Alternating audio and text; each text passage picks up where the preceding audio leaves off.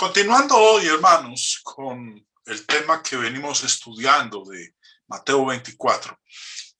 Específicamente, nosotros estamos analizando las palabras expresadas por los discípulos del Señor después de que habían recorrido el templo, los edificios alrededor del templo, se los habían mostrado al Señor. El Señor les ha dicho que todo eso va a ser destruido y ellos entonces ya cuando se han retirado de la ciudad, se han ido al monte de los olivos, dice, y estando él sentado en el monte de los olivos, los discípulos se le acercaron aparte diciendo, dinos, ¿cuándo serán estas cosas? ¿Y qué señal habrá de tu venida y del fin del siglo? En la última lección estuvimos estudiando esa última parte del verso 3. El fin del siglo. ¿A qué se refería él con el fin del siglo? Perdón, ¿a qué se referían los discípulos cuando le preguntaron al Señor del fin del siglo?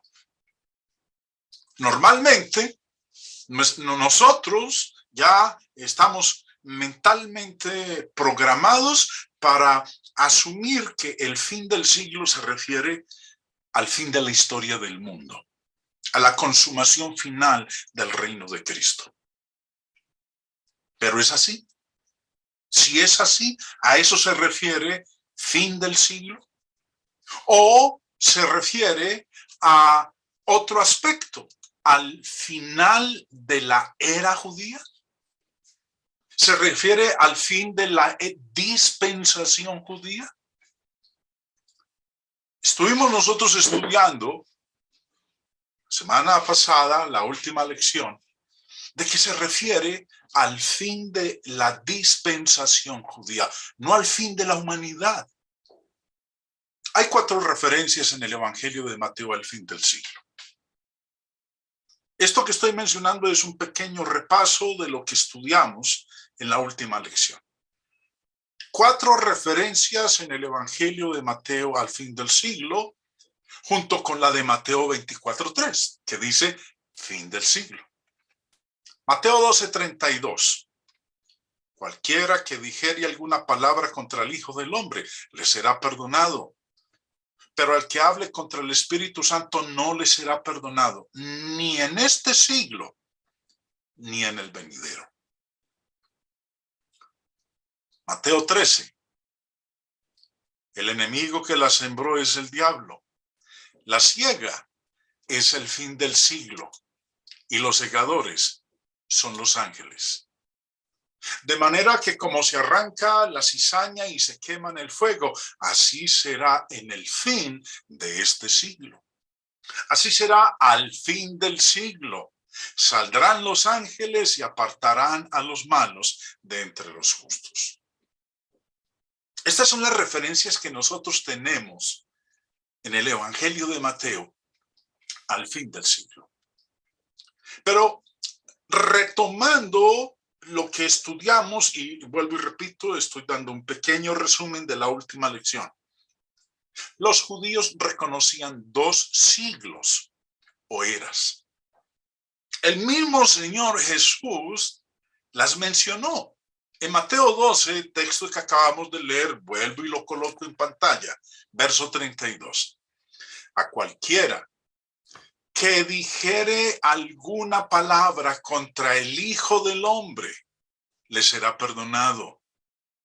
Pero al que hable contra el Espíritu Santo, no le será perdonado, ni en este siglo, ni en el venidero. Jesús reconocía la existencia de 2 siglos.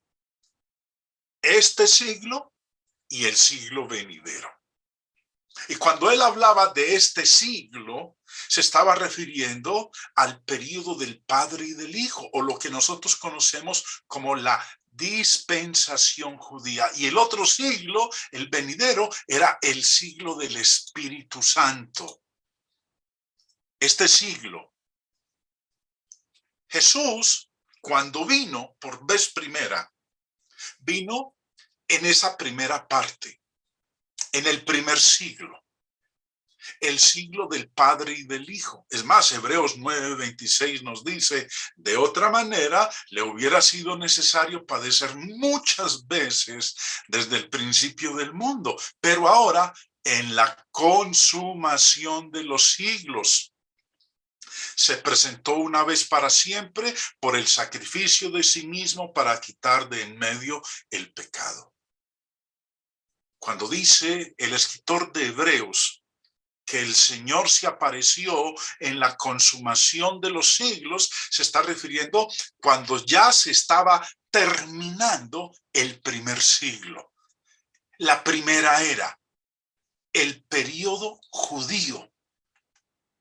Y en 1 Corintios 10, texto que conocemos la mayoría, el apóstol Pablo dice, y estas cosas les acontecieron como ejemplo y están escritas para amonestarnos a nosotros, a quienes han alcanzado los fines de los siglos. Los fines de los siglos es la consumación de los siglos. Es el fin del primer siglo. Ese primer siglo hace referencia al periodo judío, a la era judía. El fin de un siglo, el fin de una era o el fin de un periodo era seguido inmediatamente por otro siglo. Esto era parte de la visión tradicional de los judíos con respecto al Mesías. Ellos entendían muy bien que cuando viniera el Mesías se acabaría el siglo judío, la era judía, el periodo judío, y empezaría otro siglo, el siglo del Espíritu Santo, el periodo cristiano. La nueva era que se inauguraría con la aparición del Mesías sería llamado el reino de los cielos. Terminaría la dispensación judía y empezaría el periodo del reino de los cielos. Juan el Bautista, recuerden ustedes que el tema central de su predicación fue que el reino de los cielos se había acercado, que pronto se iniciaría. Él había venido antes que el Mesías a preparar el camino. Se estaba culminando, se estaba terminando el primer siglo, el siglo judío, la era judía, la dispensación judía. Y ese nuevo siglo que empezaría, el siglo venidero, era el siglo del reino de los cielos. Mateo 3 nos habla de Juan en su ministerio. En aquellos días vino Juan el Bautista predicando en el desierto de Judea y diciendo, arrepentíos porque el reino de los cielos se ha acercado. Estaba a punto de darse inicio al siglo venidero. Recuerden, los judíos reconocían 2 siglos o eras. Y el mismo Señor lo confirmó cuando leíamos ahorita que al que blasfeme contra el Espíritu Santo no le sería perdonado ni en ese siglo, en la dispensación judía, ni en el siglo venidero, en la dispensación cristiana, en el reino que se había acercado. Ahora, vamos a mirar, hermanos, en lo que sigue a continuación, que el Nuevo Testamento ve la encarnación de Jesús como un tiempo de crisis. Mateo 23. Recuerden que este capítulo es la antesala de lo que el Señor les va a hablar a sus discípulos con respecto a la destrucción de Jerusalén. Habiéndose encarnado el Señor, habiendo tomado forma humana y venido al mundo al final del primer siglo, Entonces, ese tiempo sería un tiempo de crisis. Vamos a leer Mateo 23. Hay de vosotros, escribas y fariseos hipócritas, le dice el Señor a estas personas, porque edificáis los sepulcros de los profetas y adornáis los monumentos de los justos. Verso 33. Serpientes, generación de víboras, ¿cómo escaparéis de la condenación del infierno?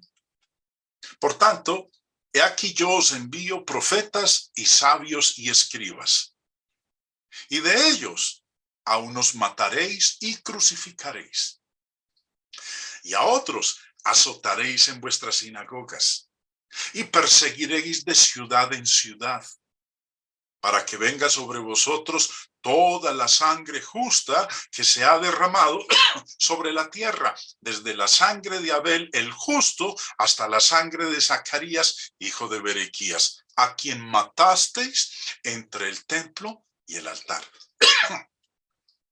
De cierto os digo que todo esto vendrá sobre esta generación.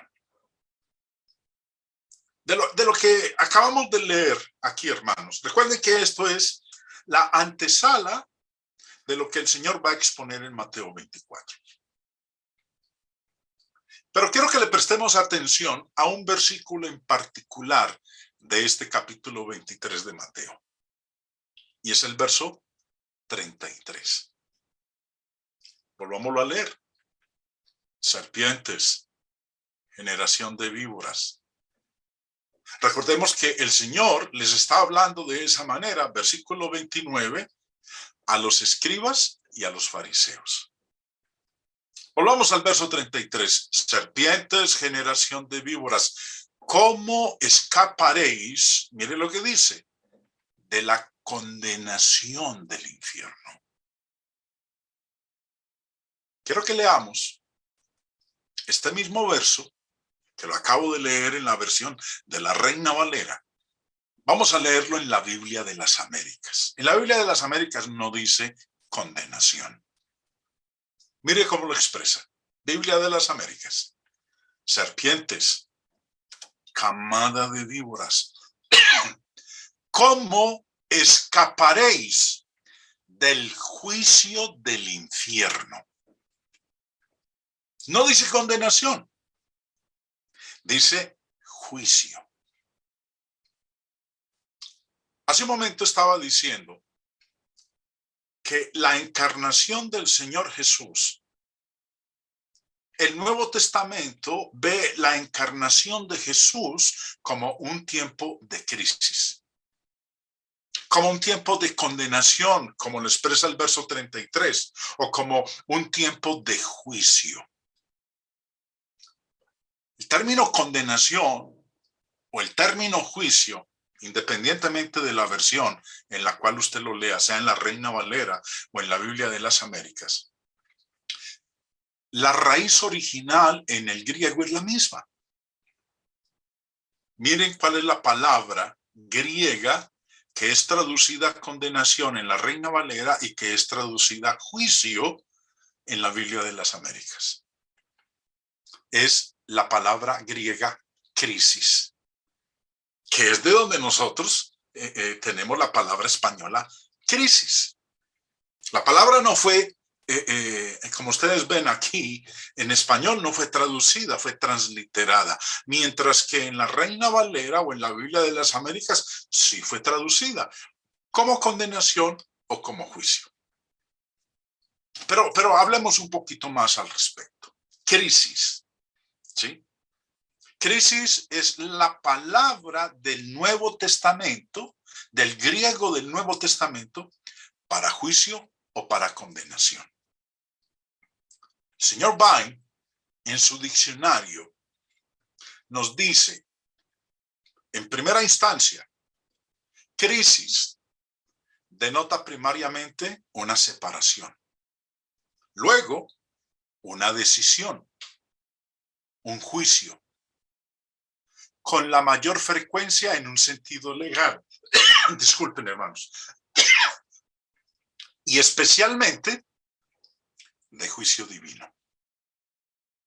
Podríamos decir entonces nosotros que cuando el Señor les está hablando a los escribas y a los fariseos en Mateo 23:33, presta atención a cómo voy a leer en la Reina Valera ese versículo. Serpientes, generación de víboras, ¿cómo escaparéis del juicio divino? Que es lo mismo que está diciendo la Biblia de las Américas. ¿Cómo escaparéis del juicio divino? ¿Cómo escaparéis de la crisis que está a punto de suceder? Porque como decía hace un momento, el Nuevo Testamento ve la encarnación de Jesús como un tiempo de crisis, de juicio divino, de condenación. Sigue diciendo el señor Vine, crisis denota el proceso de investigación, el acto de distinguir y de separar, juicio, sentencia sobre una persona o cosa. A veces para nosotros es muy importante buscar el significado de las palabras, porque ello nos amplía la información y tenemos entonces más argumentos para poder entender de qué es de lo que está hablando nuestro Señor Jesucristo. Ahora, ¿por qué el Nuevo Testamento? Préstenle atención a lo que voy a decir, hermanos. ¿Por qué el Nuevo Testamento ve la encarnación de Jesús como un tiempo de crisis? Recuerden que el término griego crisis significa juicio, juicio divino, sentencia sobre una persona o cosa. Recordemos las palabras del Señor en el Evangelio de Juan, capítulo 5, verso 22, donde dijo, porque el Padre a nadie juzga, sino que todo el juicio dio al Hijo. Por eso es que el Nuevo Testamento, vuelvo y repito, ve la encarnación de Jesús como un tiempo de crisis, como un tiempo de juicio, porque el Padre a nadie juzga, dijo el Señor en Juan 5:22, sino que todo el juicio dio al Hijo. La venida del Mesías está directamente relacionada con el juicio inminente de Israel, con la crisis que va a llegar inminentemente sobre Israel. Nos preguntábamos cuando estábamos estudiando el verso 3 de Mateo 24, ¿a qué se estaba refiriendo los discípulos cuando le preguntaron al Señor? ¿Qué señal habrá de tu venida y del fin del siglo? Ya vimos a qué hace referencia el fin del siglo. No es el fin de la humanidad. Es el fin de una era, de una dispensación, de un periodo de tiempo, del tiempo judío, de la era judía, de la dispensación judía. Ahora, queremos averiguar ¿a qué se estaban refiriendo los discípulos cuando en ese mismo versículo 3 le preguntaron al Señor cuál era la señal de su venida? Estamos hablando entonces que si la venida del Mesías en el Nuevo Testamento, la encarnación del Señor Jesús, se ve como un tiempo de crisis, como un tiempo de juicio, entonces la venida por la cual le están preguntando los discípulos no es su segunda venida, es la venida de un juicio inminente sobre Israel. Juan había llamado a la nación al arrepentimiento.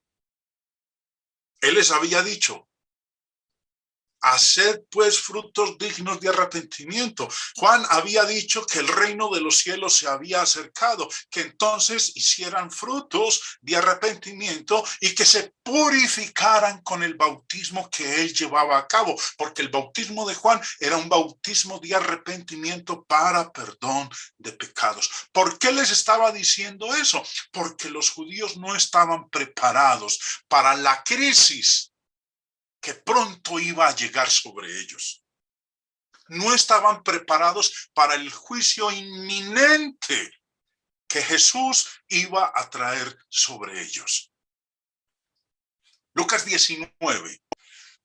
Y quiero que le presten mucha atención, hermanos, a estas palabras del Señor en el Evangelio de Lucas.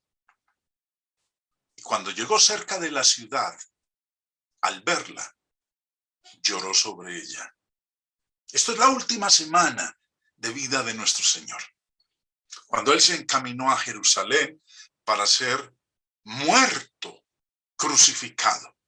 Y cuando llegó cerca de la ciudad, al verla, lloró sobre ella, diciendo, oh, si también tú conocieses, a lo menos en este tu día, lo que es para tu paz. Mas ahora está encubierto de tus ojos. Porque vendrán días sobre ti cuando tus enemigos te rodearán con vallado y te sitiarán y por todas partes te estrecharán. Y te derribarán a tierra y a tus hijos dentro de ti y no dejarán en ti piedra sobre piedra por cuanto no conociste el tiempo de tu visitación. Jerusalén iba a ser visitada. ¿Y de qué manera? Por eso, el verso 41 dice que cuando el Señor se acercó a la ciudad, cuando la vio, lloró. Lloró por el juicio inminente que Él iba a traer sobre ella. Había venido para juzgarla, para castigarla. De esa venida es que los discípulos le están preguntando al Señor, de esa visitación divina.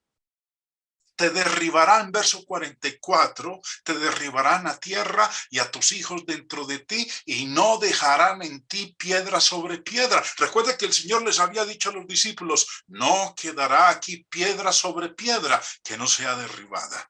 Y no dejarán en ti piedra sobre piedra, por cuanto no conociste el tiempo de tu visitación. Esta visitación que el Señor está mencionando aquí en el verso 44 es la venida de la cual hablaron los discípulos en el versículo 3 cuando le dijeron, ¿qué señal habrá de tu venida?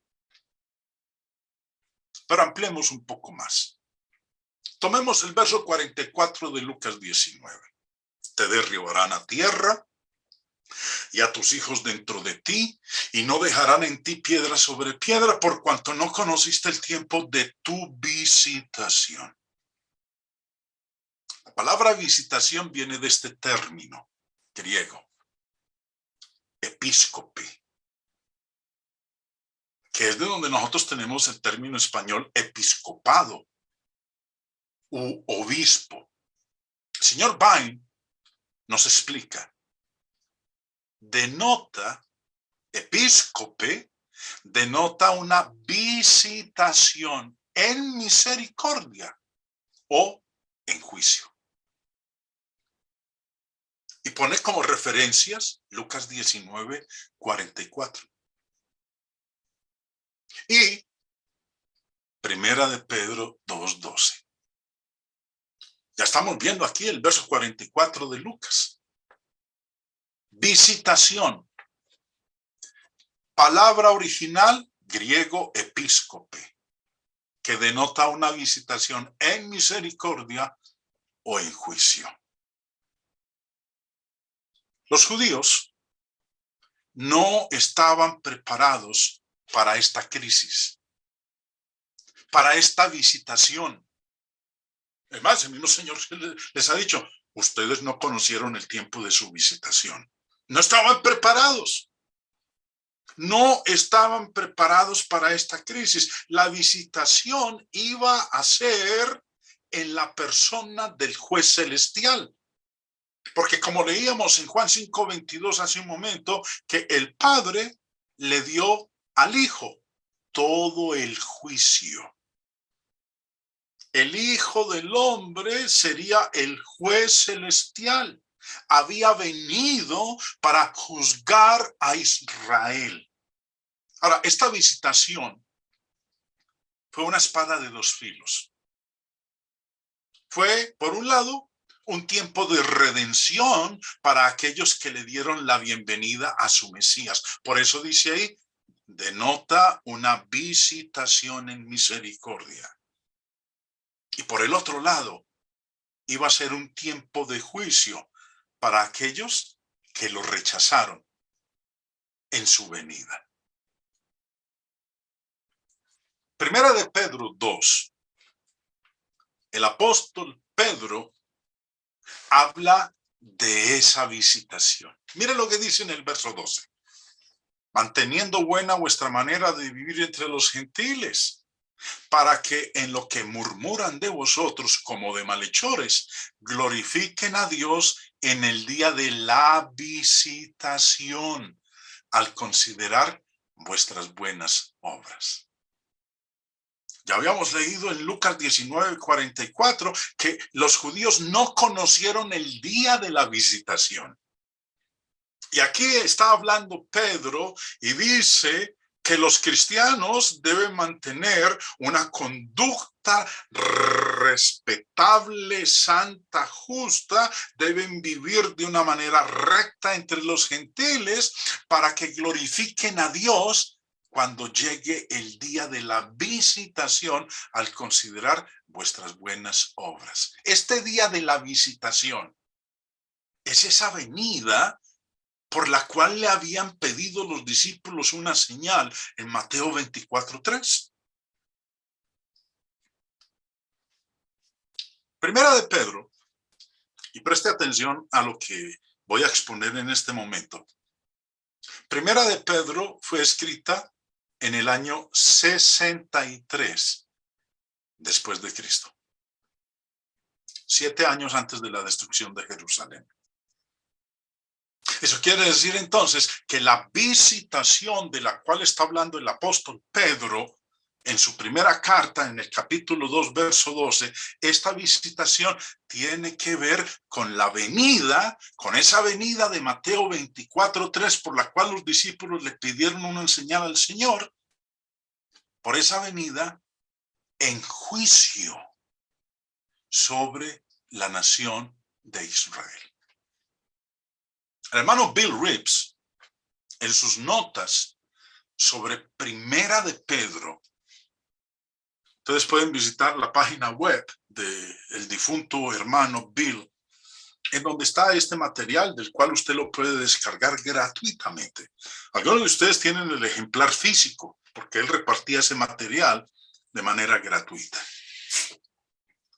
Y hablando de este versículo 12, mire lo que dice el hermano Bill sobre el día de la visitación de la cual habla Pedro en su primera carta.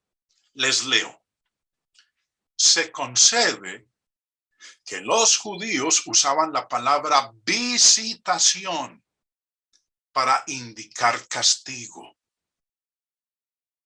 La visitación, cuando leemos nosotros en pasajes del Antiguo Testamento o del Nuevo Testamento, de la visitación del ser divino, en el Antiguo Testamento hablando de Jehová o en el Nuevo Testamento hablando del Señor Jesús, su venida, su visitación, era para indicar castigo.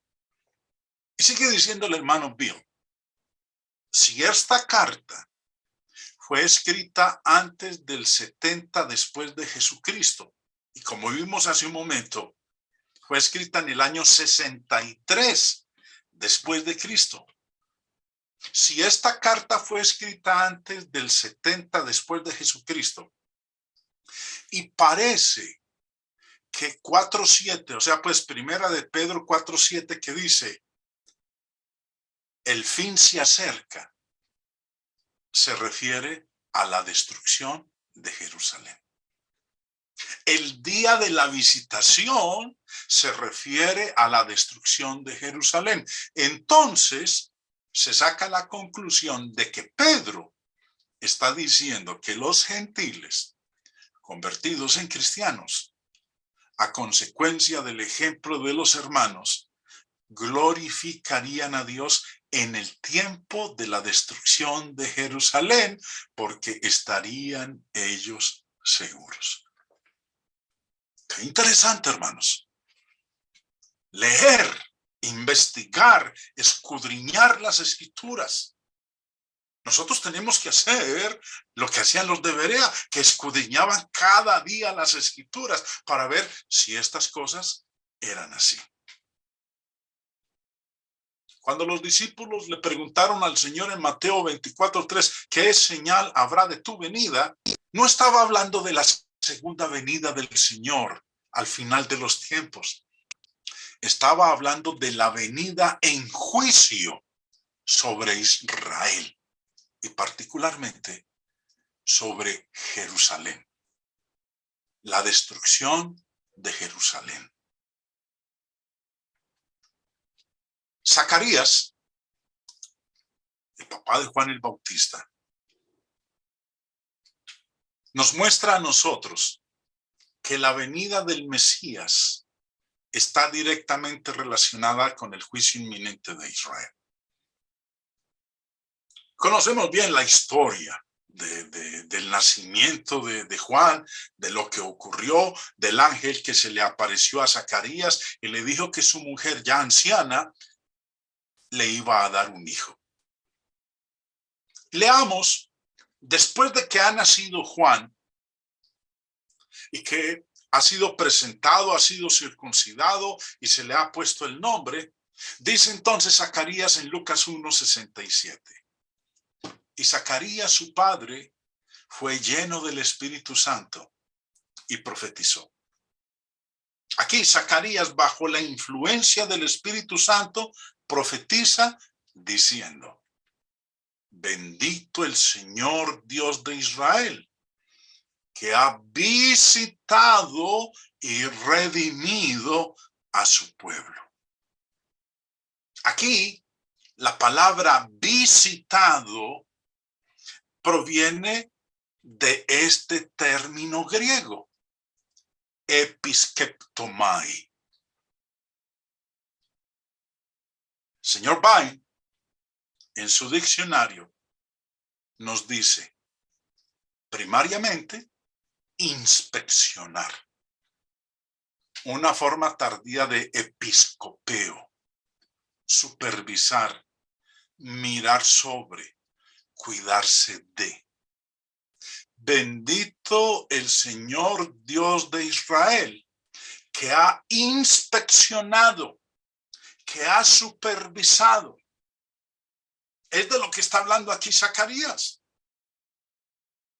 La venida del Mesías está relacionada directamente con una inspección que él vino a hacer a la nación de Israel, a una supervisión. Vino a ver, a mirar cómo estaba obrando la nación de él.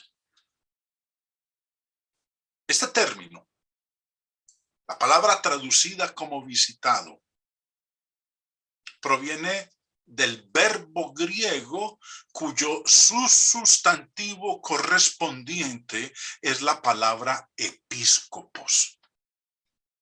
Hablamos del episcopado. Y ahí es donde viene el término episcopado. El señor Bain nos dice sobre el término episcopo, sobre el sustantivo episcopos. Literalmente, supervisor. De donde se deriva el término castellano episcopado. Episcopos, epi sobre, escopeo, mirar o vigilar.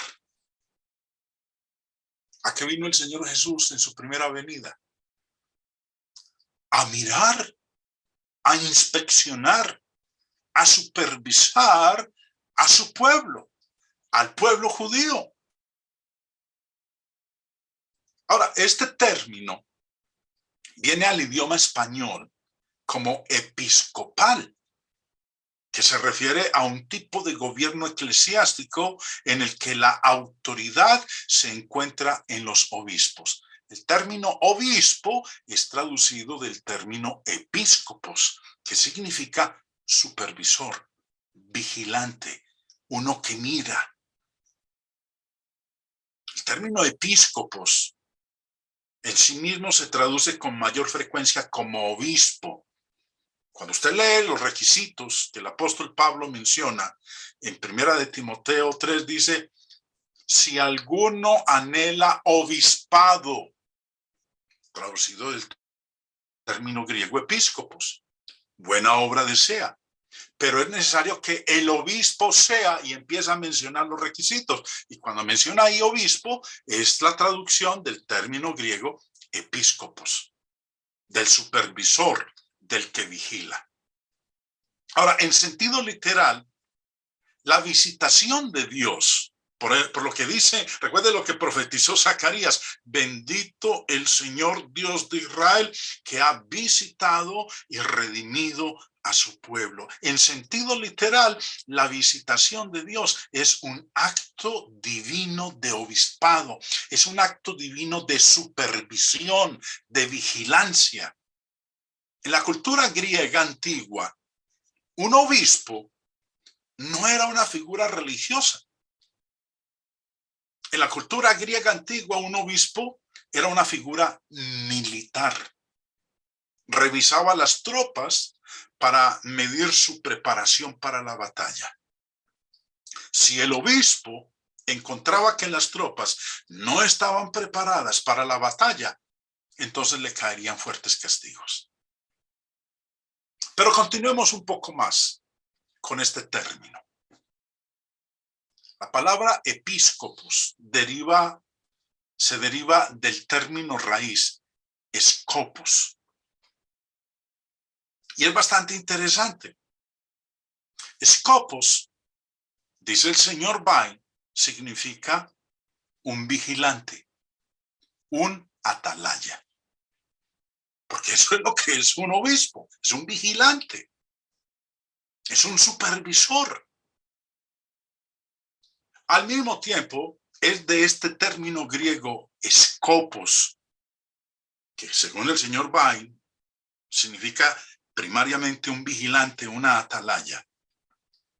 Es de donde nosotros obtenemos la palabra escopio. ¿Qué es un escopio? Un escopio es un instrumento utilizado para mirar algo. Por ejemplo, tenemos microscopios, tenemos telescopios, tenemos periscopios. ¿Ven ustedes entonces el sentido, hermanos? Escopos. Vuelvo atrás, un vigilante, una atalaya. ¿Para qué sirve un microscopio? Porque de escopos es de donde obtenemos la palabra escopio. ¿Para qué sirve un microscopio?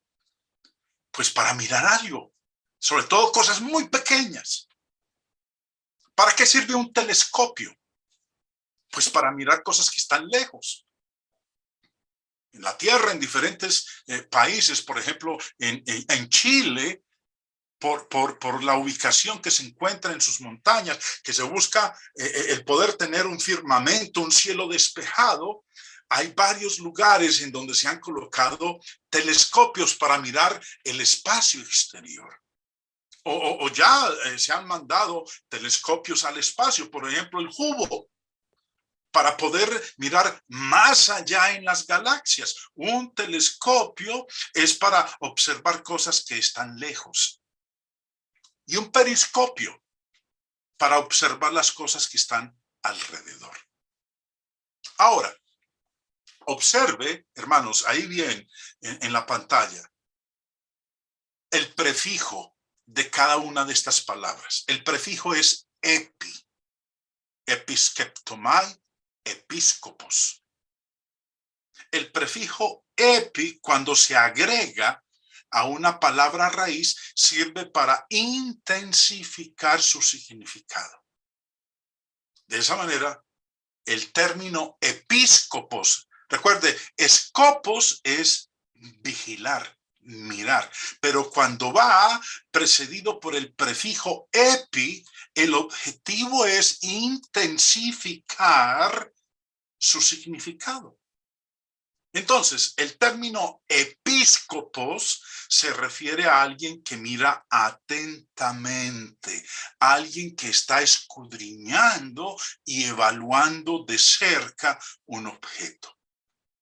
El término obispo describe a un supervisor, alguien que da supervisión, un vigilante, un atalaya.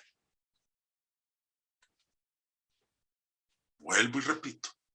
El prefijo epi, cuando se agrega a una palabra raíz, sirve para intensificar su significado.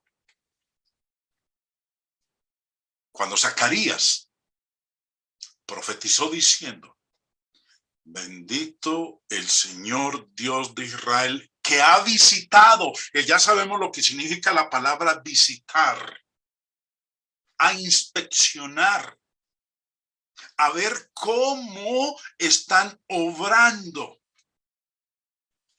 Cuando Dios visita a su pueblo, en el sentido del Nuevo Testamento, viene a examinar su condición. Viene a alabar o a juzgar, a redimir o a condenar. Y su venida implica un examen final. Es de eso de lo que le preguntaron los discípulos al Señor. ¿Qué señal habrá de tu venida? ¿Qué señal habrá de esa inspección que has venido a realizar sobre la nación de Israel? Por eso el Señor Jesús, en su última semana, cuando ya se aproximaba a la ciudad de Jerusalén, dice ahí Lucas 19:41, y vuelvo y leo todo el pasaje. Y cuando llegó cerca de la ciudad, al verla, lloró sobre ella, diciendo, oh, si también tú conocieses, a lo menos en este tu día, lo que es para tu paz. Mas ahora está encubierto de tus ojos.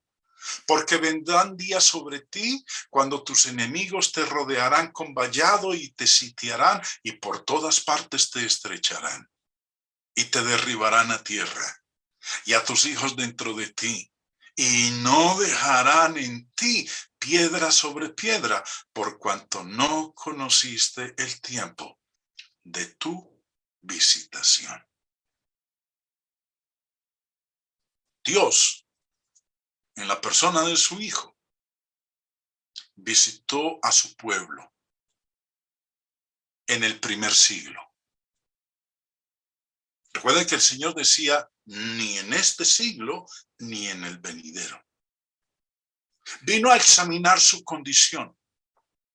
Vino, por un lado, a alabar, por el otro, a juzgar. Vino a redimir y también vino a condenar. Vino al examen final de su nación. Por eso, la venida del Mesías estaba directamente relacionada con el juicio inminente de Israel. Hay una frase que encontramos nosotros en el Antiguo Testamento que se refiere al día del Señor. La idea de Dios visitando a su pueblo está estrechamente ligada en el Antiguo Testamento a la venida del día del Señor. La frase día del Señor figura en gran medida en la profecía del Antiguo Testamento. Originalmente era un día de redención que el pueblo esperaba con gran alegría. A medida que la fe y la práctica de la nación de Israel se fue degenerando, la frase experimentó un desarrollo. Y es de eso de lo cual vamos a estudiar en nuestra próxima lección. Pero para que nos demos nosotros cuenta de la mención del día del Señor en el Antiguo Testamento, vamos a leer en el último libro del Antiguo Testamento, Malaquías 4. Porque aquí viene el día, ardiente como un horno, y todos los soberbios y todos los que hacen mal serán como paja. Y el día que va a venir les prenderá fuego. Dice el Señor de los ejércitos, que no les dejará ni raíz ni rama. Mas para vosotros que teméis mi nombre, se levantará el sol de justicia con la salud en sus alas, y saldréis y saltaréis como terneros del establo.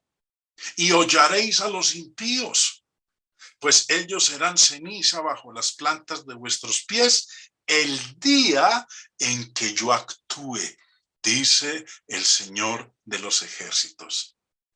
Acordaos de la ley de mi siervo Moisés, de los estatutos y las ordenanzas que yo le ordené en Horeb para todo Israel. He aquí, yo os envío al profeta Elías, antes que venga el día del Señor, día grande y terrible. Él hará volver el corazón de los padres hacia los hijos y el corazón de los hijos hacia los padres. No sea que venga yo y hiera la tierra con maldición. El día venidero, del cual estamos leyendo aquí en Malaquías 4, la descripción es que es como un horno ardiente. Verso 1, porque aquí viene el día ardiente como un horno. Pero ese día también anunciaría el sol de justicia que vendría con salvación en sus alas. Los invito, mis hermanos, para la próxima lección que vamos a tener nosotros, en donde vamos a estar hablando del día del Señor. Porque como dije hace un momento, la idea de Dios visitando a su pueblo está estrechamente ligada en el Antiguo Testamento a la venida del día del Señor.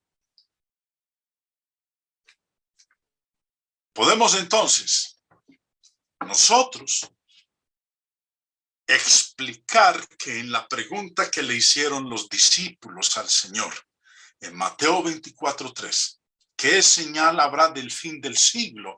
No se estaba refiriendo al fin de la humanidad.